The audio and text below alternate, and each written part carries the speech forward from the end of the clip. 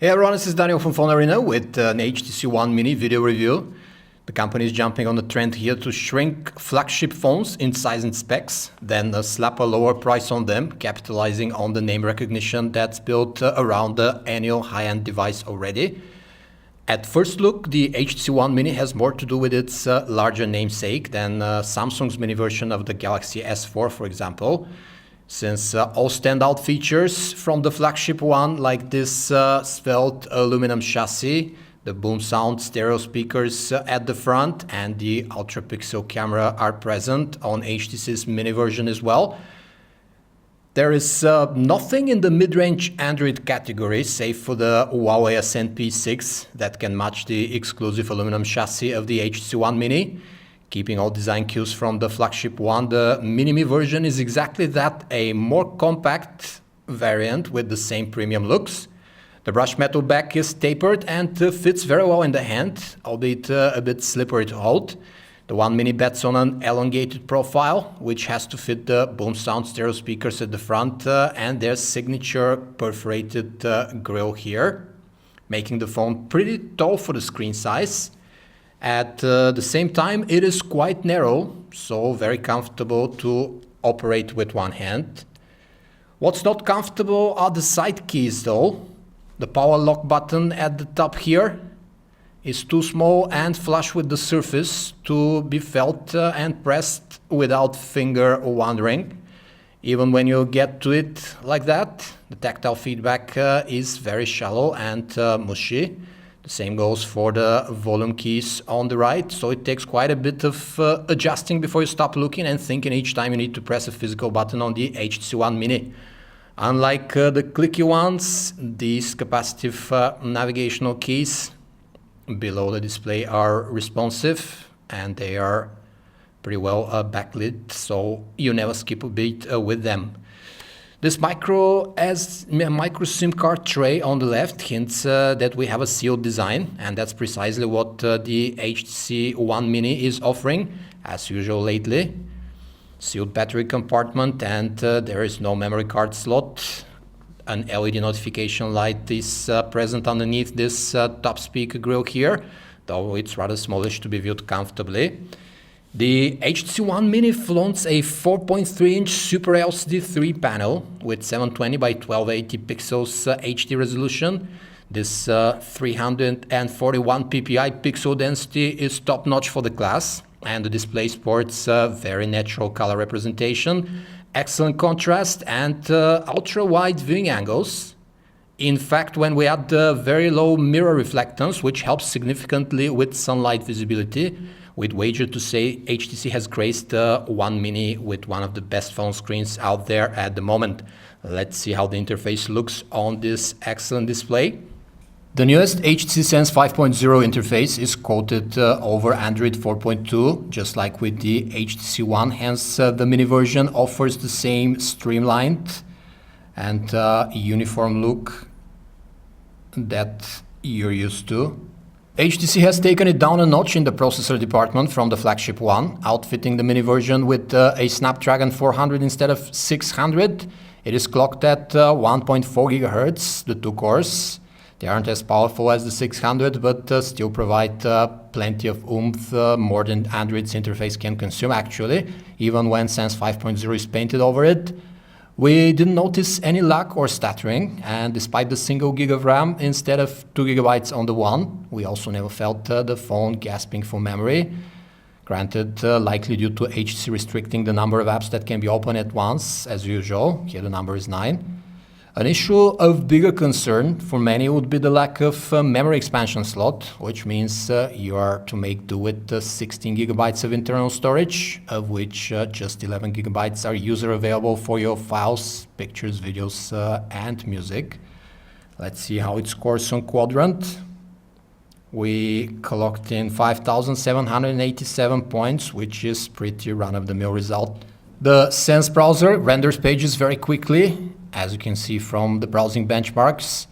It offers Adobe Flash support, which can be turned on and off with the touch of a button here, as well as pretty intelligent text reflow, which fits the article in suitable for reading format. The HTC One Mini is offered with LTE or 22.2 megabits per second HSP plus cellular modem, depending on the carrier, and the full suite of other radios like Wi-Fi, Bluetooth, 4.0, GPS, DONA, FM radio, but there is no NFC chip here. The gallery offers the familiar grid view for both folders and the content. You can edit pictures directly from its interface here, or you can share them to the HTC Share site, where they get built into this Zoe photography collage, mixing videos, music, and pictures for an artsy impression. The HTC One Mini can cope with any major video format you throw at it. That includes DivX XVD, MKV footage, as you can see, up to 1080p resolution. Music playback is pretty stellar thanks to the top quality frontal stereo speakers. Let's max it up. Each has a dedicated amplifier, and the headphones provided are pretty decent too. This Beats audio preset kicks in both in speakers and in headset mode. You can hear the bass sound, unlike most of the other smartphone loudspeakers out there. The top speaker is used for earpiece, so call quality is pretty great on the receiving end as well. The HTC One Mini has the so-called UltraPixel camera on the back, just as the original one. This means that its image sensor is similar in size to the ones used in rival 8 to 13 megapixel phones, but it is used to provide 4 megapixel resolution, leading to a larger than average pixel size designed to deliver superior results in low light. But unlike the bigger brother HTC One, here we lack the optical image stabilization feature. The camera is extremely fast to focus and take a shot. As you can see, even in this dark environment, the video capture button shares one screen with the shutter key, thus helping to speed things up even further. There's a bunch of shooting modes like HDR, sweep panorama, night mode. Plenty of color effects are here too. The pictures themselves exhibit natural colors, but come out a tad underexposed in automatic shooting mode. We'd recommend using the quick HDR option when there is bright sky involved or other high dynamic range scenes for better exposure results. Details in pictures are decent for 4 megapixel resolution and not on par with better examples of 8 megapixel camera phones and more. Indoors, the One Mini indeed takes in more light than your typical handset, but quite a lot of noise too. The phone often calculates that it should lower the speed instead of fire the LED flash or increase the exposure time, often resulting in blurry pics. Video is recorded with Full HD 1080p resolution at 30 frames per second, and the footage runs smooth with no visible artifacts, but that underexposed. So we'd advise on using the HDR video mode for better results. In addition, you can record in HD with faster frames per second count, and also do slow motion video with variable playback speed.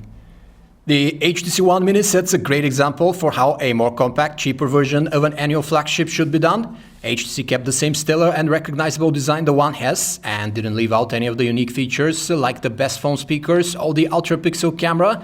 To achieve a lower price, it only skimped on aspects that are likely to matter less for the average user, like taking away a bit of processing power and memory.